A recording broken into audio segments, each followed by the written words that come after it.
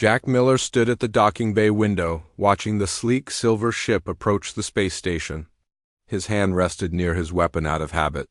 6 years in Earth Special Forces and 3 years as a private security contractor had given him instincts that never fully turned off. The massive space station Zephyria hung at the edge of human space, serving as a neutral meeting ground for dozens of alien species. Jack had been here for 8 months now, longer than he'd planned to stay. "They're here," said a voice behind him. Jack turned to see his boss, Linda Hayes, the head of station security. She handed him a datapad. "Final briefing on the Alaxi. Twins, read it quickly." Jack scanned the information, though he had already memorized most of it. The Alaxi Confederacy rarely sent representatives outside their territory. These ambassadors were important. Their decision about opening trade routes through their space could cut travel time between Earth and its colonies by nearly half, says. Here they specifically requested a human guard, Jack noted, raising an eyebrow. Linda nodded. They admire Earth military training, apparently. You're the best we've got, Miller. Don't mess this up? The ship docked with barely a sound. Jack straightened his dark blue uniform and watched the airlock. The station's governor and 5 officials stood in a neat line, ready to greet the important visitors. The airlock hissed open, and 2 tall figures stepped through. Jack felt his breath catch. The Alaxi twins stood nearly 7 feet tall, their blue skin shimmering like it held stars beneath the surface. Each had 4 graceful arms and large eyes that seemed to shift colors. They moved in perfect harmony, as if dancing to music only they could hear. Ambassadors Lara and Lissa of the Alaxi Confederacy, announced the ship's captain. They welcome you to their presence. The governor stepped forward with a practiced smile. Zephyria is honored by your visit. We have prepared quarters according to your specifications and assigned our finest security officer to your detail. The twins' gaze moved past the governor and landed directly on Jack. Their eyes, which had been a calm blue, suddenly shifted to a deep purple. Jack felt a strange sensation, almost like a gentle touch against his mind. This is the one, said one twin. Jack wasn't sure which was Lyra and which was Lissa yet. They looked identical to him. Yes, he will do nicely, said the other. Their voices were musical, almost like 2 instruments playing the same note. The governor gestured Jack forward. This is Jack Miller, formerly of Earth Special Forces. He will be in charge of your security during your stay. Jack stepped forward and gave a small bow. Ambassadors, I'll ensure your safety while you're aboard Zephyria. Your reputation precedes you, Jack Miller, said the twin on the left. I am Lyra, and I am Lissa, said the right twin. We have studied human military history. Your species has unique approaches to protection.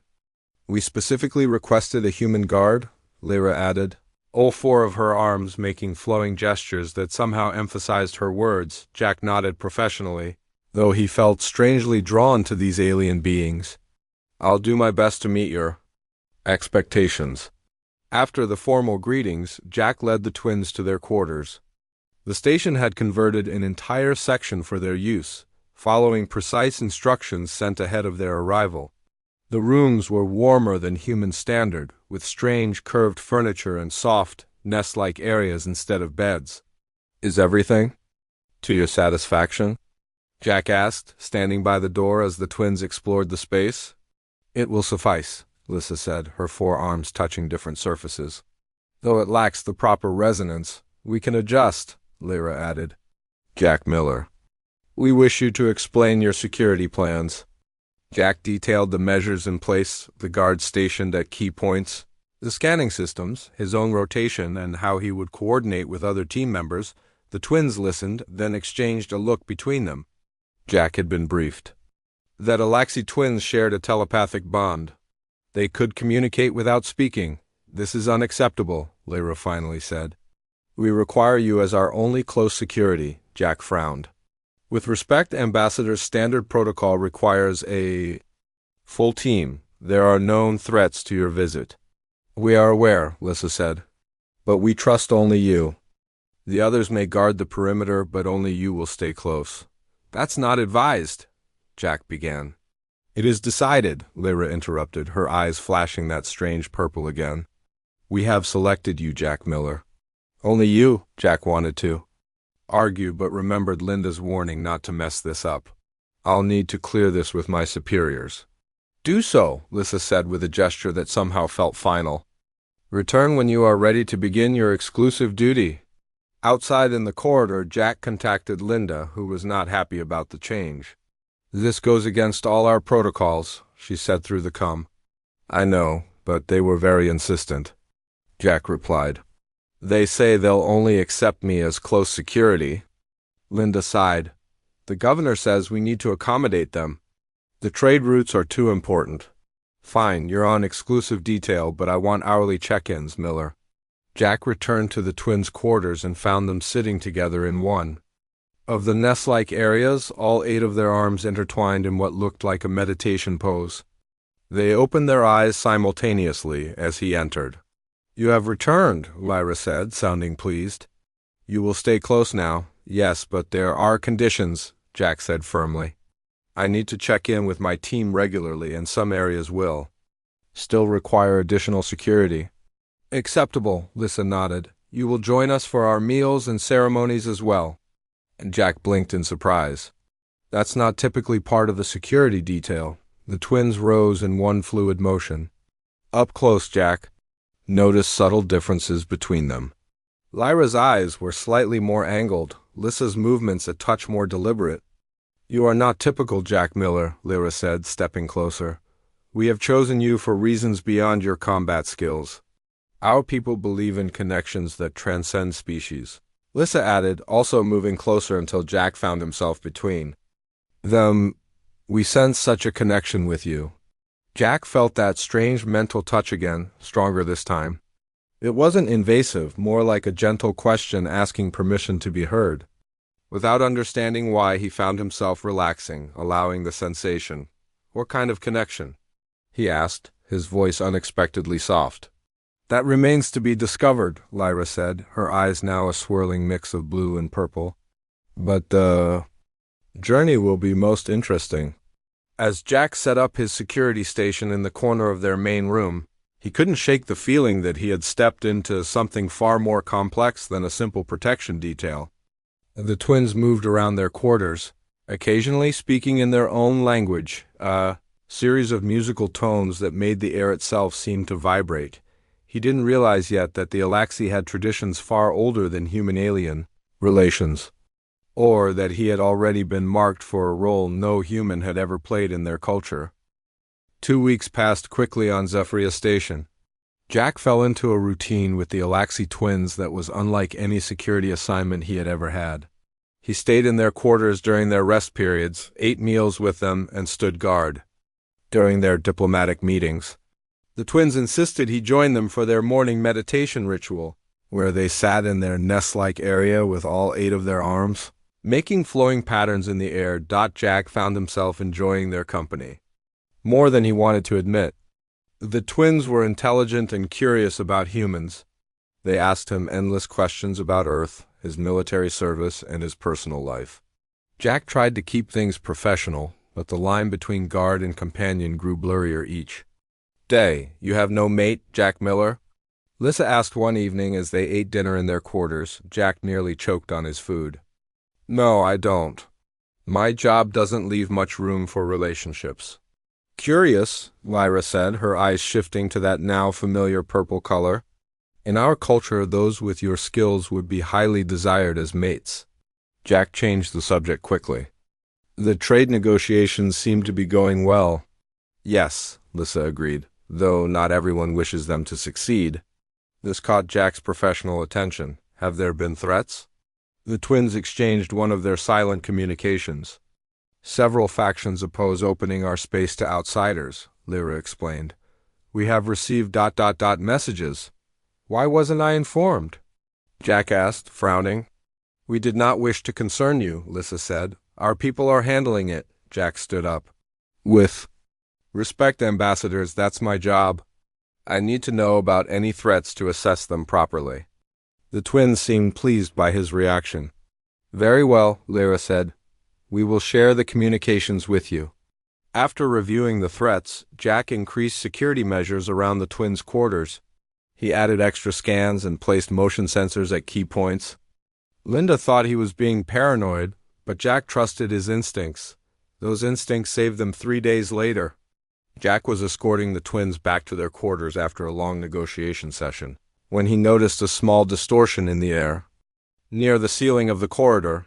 Most people would have missed it, but Jack's enhanced combat implants detected the slight bend of light. "Down!" he shouted, pushing the twins against the wall with one swift movement. At the same moment, a camouflaged drone decloaked and fired an energy weapon. The blast hit the wall where they had been standing a second before. Jack drew his weapon and fired 3 precise shots. The drone exploded in a shower of sparks, but not before it got off one more shot. Jack felt a burning pain in his shoulder as the energy beam grazed him. "Jack!" Both twins cried at once, their voices harmonizing in alarm. Station security responded within minutes. The corridor was locked down, and Jack insisted the twins be moved to their quarters under heavy guard despite his injury. "I'm fine," he said, as Lyra tried to examine his wounded shoulder. "It's just a graze. You require treatment," Lissa insisted. The weapon was Crixian design. Their energy signatures can cause human cells to degenerate. Jack allowed them to call the station's medical team, but the twins shocked everyone by refusing to let the doctor enter. "We will treat him," Lyra stated firmly. "Human medicine does not understand these weapons." Linda was not happy. "He needs proper medical care." "The Alaxi are known for their advanced healing arts," the doctor admitted reluctantly. "If the ambassadors believe they can help... We can," Lissa said. "And we must. He is our protector." Jack was too weak to argue. The pain in his shoulder was spreading, and he felt unusually dizzy. "It's okay, Linda," he managed to say. "Let them help." Once they were alone in the twins' quarters, they led Jack to their nest-like sleeping area. "You must remove your upper garments," Lyra instructed. Under normal circumstances, Jack would have maintained strict professional boundaries, but the burning pain was getting worse. He removed his uniform jacket and shirt, wincing as the fabric brushed against the wound. The twins moved to either side of him. Each produced a small vial from their robes. The liquid inside glowed with a soft blue light, similar to their skin. "This will heal the damage and prevent cell decay," Lissa explained. "It may cause unusual sensations." "What kind of sensations?" and Jack asked, his voice strained. "A connection," Lyra said simply. "It is necessary for the healing." Jack nodded. "Do it!" The twins opened the vials and poured the glowing liquid onto their hands. All 8 hands began to glow as they placed them gently on Jack's bare skin. 4 hands covered his injured shoulder, while the other 4 rested on his chest and back. The moment they touched him, Jack gasped. The pain vanished instantly, replaced by a warm, tingling sensation that spread throughout his body. But that wasn't all. He began to see flashes of images: a beautiful blue-green planet with 3 moons, 2 small Alaxi children running through fields of crystal flowers, the inside of a massive ship traveling through space. "What's happening?" he whispered. "You are experiencing our memories," Lyra said softly. "The healing creates a temporary bond. Relax and accept it," Lisa added. "Fighting will only make it more difficult." Jack took a deep breath and let the sensations flow through him. The images became clearer, and he realized he was seeing the twins' homeworld and moments from their lives. He felt their emotions, too, their excitement about the diplomatic mission, their curiosity about humans, and something else directed at him specifically that he couldn't quite name. The healing session lasted nearly an hour. When the twins finally removed their hands, Jack felt better than he had in years. The wound on his shoulder was completely gone. Not even a scar remained. "That was incredible," he said, looking at his healed skin in amazement. "You received the healing well," Lyra said, her eyes now a deep, steady purple. "Better than we expected," Lissa agreed. "You are now Koreshi to us." "What does that mean?" Jack asked, suddenly aware that he was still shirtless between the 2 aliens. "It means life bonded," Lyra explained. "When one saves an Alaxi life, they become connected To us, you saved us from the drone, Lissa continued. And now we have saved you. The circle is complete. Jack wasn't sure what to make of this. Is this some kind of cultural tradition? Yes, both twins said together. A very important one. Later that night, after Jack had reported the incident to station security and checked all the new security measures, he returned to his small sleeping area in the corner of the twins' quarters. He felt strange energized despite the long day, and more aware of the twins' presence than before. As he lay down to sleep, he heard their musical language from their sleeping nest across the room. Though he couldn't understand the words, the tone sounded pleased. Jack closed his eyes and immediately began to dream of crystal flowers and purple skies. The next morning, everything had changed. The station staff looked at him differently, some with curiosity, others with concern. Linda pulled him aside after the morning security briefing. The Alaxi delegation has submitted a formal request, she said, her expression serious. They want to change your assignment parameters? How so? Jack asked. They want you as their exclusive guardian with expanded duties, Linda explained, including attending their private cultural ceremonies and joining all their meals and activities. They're calling it part of some Qurayshi protocol. Jack felt his face grow warm. Is that a problem? Linda studied him carefully.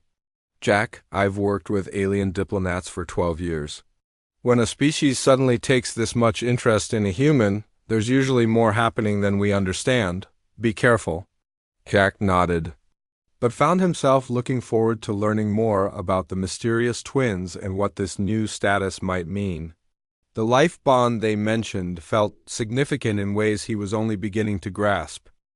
In the days following the attack and healing ceremony, Jack noticed subtle changes in himself. His senses seemed sharper. He could hear conversations from farther away. He felt more alert and needed less sleep. Most strange of all, he sometimes caught glimpses of the twins' emotions. Like faint echoes in his mind, Jack didn't report these changes to the station medical team. He wasn't sure they would understand, and he didn't want to risk being removed from his assignment. Instead, he focused on his expanded duties with the twins. Every morning now began with a shared meditation session. The twins taught Jack how to sit in their style, though with only 2 arms he couldn't make all the same gestures. They would hum in their musical language, the sounds creating patterns in the air that Jack could almost see. Your energy is aligning well with ours, Lyra told him after one session. Most non-Alaxi cannot achieve such harmony. What exactly does being Qurayshi mean in your culture? Jack asked. He had been curious about this since the healing. The twins exchanged one of their silent communications before Lissa answered. It is a sacred bond. When lives are saved and energy is shared, souls become connected. In ancient times, Lyra continued, Qurayshi were those who fought alongside our ancestors in the great wars. They were given special status in our society. And, Now? Jack prompted. Now it is rare, Lissa said. Few outsiders ever achieve such a bond with our people. Jack sensed they weren't telling him everything, but he didn't push. The twins had begun teaching him basic phrases in their language, and he found he could reproduce the musical tones better than he expected. His success seemed to delight them, their skin glowing brighter whenever he mastered a new phrase. One evening, the station hosted a formal reception for all the diplomatic missions. Jack stood close behind the twins as they moved through the crowd of various alien species. He noticed several diplomats watching him with unusual interest. During a brief moment when the twins were speaking with the station governor, a tall Arcturian diplomat approached Jack. Arcturians were known for their direct manner and lack of social filters. So you're the human who's been claimed by the Alaxi twins, the Arcturian said through their translator. Fascinating choice. I'm their security detail, Jack corrected. The Arcturian made a bubbling sound that Jack recognized as their version of laughter. Is that what they told you? Humans are so charmingly unaware. Do you know what the color purple signifies to an Alaxi? Before the alien could continue, the twins appeared beside Jack, their skin pulsing with what he now recognized as agitation. Ambassador Vox, Lyra addressed the Arcturian coolly. I see you're acquainting yourself with our Qurayshi. Just offering some cultural context, the Arcturian replied, backing away slightly. No offense intended to your chosen one. After the Arcturian left, Jack looked at the twins. What did he mean about the color purple? The twins seemed uncomfortable. We will discuss this in private, Lissa said quietly. Later that night, back in their quarters, Jack pressed the issue again. You two have been keeping something from me. Your eyes turn purple whenever you look at me, the Arcturian clearly thought. It was significant. The twins sat down in their nest-like area and gestured for Jack to join them. When he did, they positioned themselves on either side of him. Purple is the color of recognition, Lyra finally explained. Recognition of what? Jack asked. Of one who is compatible, Lissa said softly. For Alaxi, certain beings resonate with our essence. It is rare to find such resonance with non-Alaxi, especially humans. Compatible for what exactly? Jack pressed, though he was beginning to suspect the answer. For deep connection, Lyra. Saad, her four hands making an intricate gesture. What humans might call ... Mating, Lissa finished when Lyra hesitated. Jack felt his face grow warm. Both of you? Alaxi twins share everything, Lyra explained. Our connection to each other is unbreakable, and any bond we form must include us both. This does not need to frighten you, Lissa added quickly, seeing Jack's expression. The bond is forming naturally at its own pace. Jack tried to process this information. So, when my shoulder was healed and you called me KAR ESH it was the first step in acknowledging the compatibility we sensed, Lyra confirmed. But there are many more steps before a full bond is formed. We have a ceremony tomorrow, Lissa said, changing the subject slightly. As our Koreshi, your presence is essential. What kind of ceremony? Jack asked, still reeling from the revelations. Ritual of energy alignment, Lyra explained. It will help us better understand each other's essence. Jack should have reported this conversation to Linda. It was clearly beyond the scope of his assignment. But he found himself strangely protective of this growing connection with the twins. And if he was honest with himself, he was curious to see where it might lead. I'll be there, he promised. The next day, Jack accompanied the twins to another round of trade negotiations. He found it harder to focus on his security duties. His mind kept returning to the conversation from the night before. He watched the twins as they spoke elegantly about shipping routes and customs procedures. Their graceful forearm gestures emphasized their points. Their skin shimmered under the station lights. Jack realized he was seeing them differently. Now, not just as aliens he was assigned to protect, but as beings with feelings and desires. Beings who had chosen him for something special during a break in the negotiations. A human diplomat from Earth's colony on Proxima Centauri approached Jack. Officer Miller, the man said quietly. I'm Greg Foster from the Proxima delegation. Could I have a word? Jack nodded, and they stepped aside. I've been observing your interaction with the Alaxi twins, Foster said. I've studied their culture extensively. Do you understand what's happening between you and them? I think so, Jack replied cautiously. Foster looked concerned. The Koreshi bond is very serious in their culture. It's not just protection or friendship, it's much deeper. In Earth terms, it would be somewhere between adoption, marriage, and spiritual union. They've explained some of it, Jack said. Just be careful, Foster warned. The physical and mental changes have already begun, haven't they? Enhanced senses, emotional awareness. Jack was surprised. How did you know? It's documented in the few cases where humans have formed deep connections with telepathic species, Foster explained. The changes are usually permanent. If you complete their bonding ceremonies, you won't be the same person you were before. Jack thought about this as he rejoined the twins. Would it be so bad to change? His life before Zephyr had been lonely, moving from one security job to another. No real connections. No place to call home. When the twins looked at him, their eyes turning that now familiar purple, Jack felt something he hadn't experienced in years. He felt like he belonged. That evening, as they returned to the twins' quarters, Jack finally asked the question that had been on his mind all day. If I participate in your ceremony tonight, what does it mean for us, for the future? The twins paused at the door to their quarters. Their skin glowed softly in the dim corridor light. It means we begin to explore what we could be to each other, Lyra said gently. With no obligations, Lissa added. The path remains yours to choose, Jack Miller. Jack nodded and followed them inside, ready to take the next step on this unexpected journey. The twins' quarters had been transformed when Jack entered that evening. Soft, glowing fabrics hung from the ceiling. Small floating lights drifted through the air like tiny stars. The temperature was warmer than usual, and the air smelled of something sweet and spicy that Jack couldn't name. Lyra and Lissa greeted him wearing ceremonial robes that shimmered with changing colors. Their blue skin seemed to glow more brightly than normal. You came, Lyra said, sounding pleased but slightly surprised. I said I would, Jack replied. He was still in his security uniform.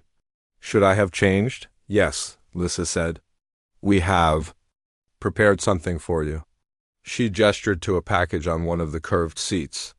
Jack opened it to find a flowing garment made of the same color-shifting material as the twins' robes.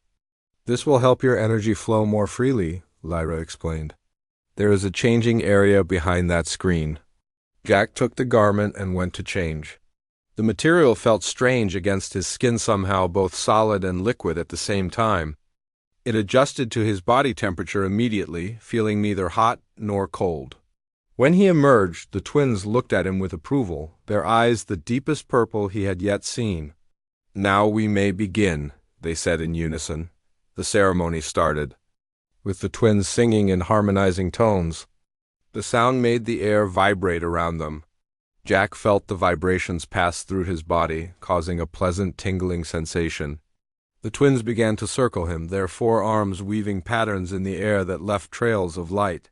What should I do? Jack asked, feeling awkward standing still while they moved around him. Just breathe and open your mind, Lissa instructed. Feel the energy between us. Jack closed his eyes and tried to focus on his breathing. He could sense the twins moving around him, their presence leaving impressions on his awareness like gentle touches. The strange connection he had felt since the healing seemed to grow stronger. After several minutes of this, the twins stopped circling. They positioned themselves on either side of Jack and placed their hands on him, all 8 hands touching his shoulders, head, and chest. The sensation was electric, sending pulses of awareness through his body. Suddenly, images flooded Jack's mind, clearer and more vivid than during the healing. He saw the twins' homeworld, a beautiful planet with crystal forests and purple oceans. He saw their childhood, their training as diplomats, their journey to Zephyr. He experienced their memories as if they were his own. Without warning, Jack found himself sharing his own memories, his childhood in Oregon, playing in the forest with his brother, his decision to join the military, the battles he had fought, the loneliness of his years as a security contractor. The twins received these memories with reverence, their eyes glowing as they experienced his life. The bond is forming, Lissa whispered, sounding awed. Stronger than we anticipated, Lyra added. Jack felt like he was floating outside his body. The room seemed to dissolve around him, replaced by a cosmic expanse where 3 lights his and the twins orbited each other in a complex dance. What's happening? He managed to ask, his voice sounding distant to his own ears. We are seeing our soul's connection, Lyra's voice answered from everywhere and nowhere. Few bonds show such clear patterns. Is this normal? Jack asked. Not for a human, Lissa's voice replied. You are extraordinary, Jack Miller. The vision faded gradually, and Jack found himself back in the twins' quarters, seated on the floor, with the twins still touching him with their many hands. He felt different, more aware of them than ever before. He could sense their emotions clearly now, joy, excitement, and something deeper that felt like affection. I can feel what you're feeling, he said in wonder. And we can feel you, Lyra confirmed. The bond grows stronger. The twins finally removed their hands, but the connection remained. Jack felt dizzy with new awareness. What happens now? He asked. Now we complete the first phase of bonding, Lissa explained. She produced a small vial of luminescent liquid. This will seal what we have begun. What is it? Jack asked, taking the vial carefully. It is called Laran, Lyra said. A sacred essence that helps souls recognize each other. Is it safe for humans? Jack asked, remembering the warning from Foster about permanent changes. We have researched extensively, Lissa assured him. Your physiology can accept it. Jack looked at the glowing liquid, then at the twins. He thought about his life before meeting them, moving from job to job, never connecting deeply with anyone. He thought about the glimpses he had seen of their world, their culture. He wanted to know more. What will it do to me? He asked, his decision already made. It will strengthen the bond, Lyra explained. Make the connection permanent. You will always be able to sense us, as we will sense you. And it will prepare you for the final bonding, Lissa added, if you choose to complete it. Jack didn't hesitate any longer. He drank the liquid in one swallow.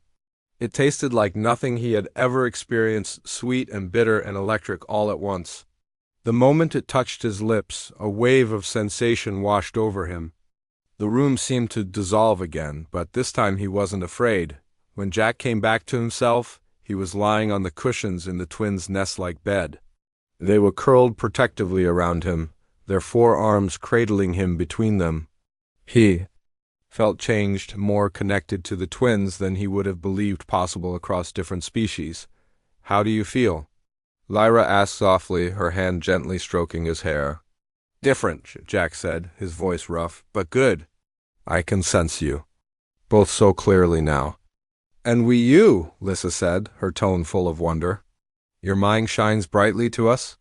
Jack realized the position they were in, him lying in their bed, cradled in their arms. A week ago, this would have seemed completely inappropriate for a security officer. Now it felt right, natural. Is this what you meant by compatible? He asked, remembering their earlier conversation about the purple eyes. Yes, both twins said together. This is the beginning of what we could be to each other. In human terms, Lyra said carefully, the closest concept would be beloved companions. More than friends, Lissa added. Lovers? Jack asked directly, wanting to be clear. Potential mates, Lyra clarified. The ceremony creates the possibility, not the obligation. Jack nodded, understanding better now. And the final bonding you mentioned? That would complete our connection, Lissa explained. But it is a choice that cannot be rushed. You must be certain. Jack lay back in their embrace, feeling their gentle touch and the warm pulse of their emotions through the bond. He knew he should report all this to Linda, should probably request reassignment. This had gone far beyond a security detail, but as the twins held him between them, their skin glowing softly in the dimmed lights, Jack couldn't bring himself to pull away. For the first time in years, he didn't feel alone. He had found a connection. He never expected one that crossed the boundaries of species and culture. I need time to think, he said finally. Of course, the twins replied together. There is no rush. But even as they said it, Jack knew in his heart what his decision would be. The path ahead might be unknown, but he wanted to walk it with them. News of Jack's changed status with the Alaxi twins spread quickly through Zephyria Station. It was impossible to hide. The twins now introduced him formally as their Koreshi at diplomatic functions. Jack still carried his weapon and maintained his security duties, but everyone could see that his relationship with the ambassadors had become something more. Some humans on the station were shocked. Others were curious. The alien diplomats seemed less surprised, as if such cross-species bonds were not uncommon in the wider galaxy. Jack found himself the subject of many whispered conversations that stopped when he entered a room. 1 week. After the bonding ceremony, Linda called Jack to her office. Her expression was serious as he sat down across from her desk. Do you understand what you've gotten yourself into, Miller? She asked without preamble. I think so, Jack replied. He could feel the twins at the edge of his awareness, even though they were on the other side of the station in a trade meeting. The Alaxi bond is recognized as legally binding in 17 star systems, Linda said, sliding a datapad toward him. According to these regulations, you're essentially married to both of them under interstellar law. Jack looked at the information. On the pad, it was true. His new status had legal implications he hadn't considered. Earth doesn't recognize alien marriage customs, he pointed out. No, but if you ever travel to any of these systems, you'll be considered their mate in every legal sense, Linda said. And there's something else you should know. The Alaxi delegation has officially requested that you accompany them back to their homeworld when they leave next week. Jack was surprised. The twins hadn't mentioned this to him yet. As their security, Linda's expression softened slightly. Jack, be honest with yourself. This isn't about security anymore, is it? Jack thought about the bond he now shared with Lyra and Lissa, how he could feel their emotions, how they shared dreams at night, how right it felt to be with them. No, he admitted, it's more than that now. Linda nodded. I thought so. Look, I'm not judging you, but you need to think carefully. About what you want? If you go with them to Alax Prime, you'll be the first human to live there not as a diplomat or trader, but as... She hesitated. As a mate, Jack finished for her. Yes, Linda said. It would be an unprecedented diplomatic situation, and a very personal choice for you. Jack left the meeting with a lot to think about. He walked the curved corridors of the station, looking out the large windows at the stars. Somewhere out there was the twins' homeworld, a place he had only seen in shared memories and dreams. When he returned to the twins' quarters, they were waiting for him. He could sense that they already knew what Linda had told him. You wish to ask us about returning to Alax Prime, Lyra said as soon as he entered. Yes, Jack said. Why didn't you tell me yourselves? We wanted to give you time. Lissa explained. The bond is still new, and we did not wish you to feel pressured, Lyra added. The choice must be yours freely. Jack sat down with them in what he now thought of as their nest. After the first ceremony, he had begun sleeping there with them each night, though they had not yet taken the final step in their relationship. What would my life be like there, he asked, on your world? The twins' skin brightened with happiness at his question. You would be honored as our chosen one, Lissa said. You could serve as a bridge between our peoples, Lyra added. No human has lived among us as family before. And what would I be to you? Jack asked directly. Officially? Whatever you wish to be, Lyra answered. You could continue as our protector, become a diplomatic liaison between our worlds, or simply explore our culture as our companion.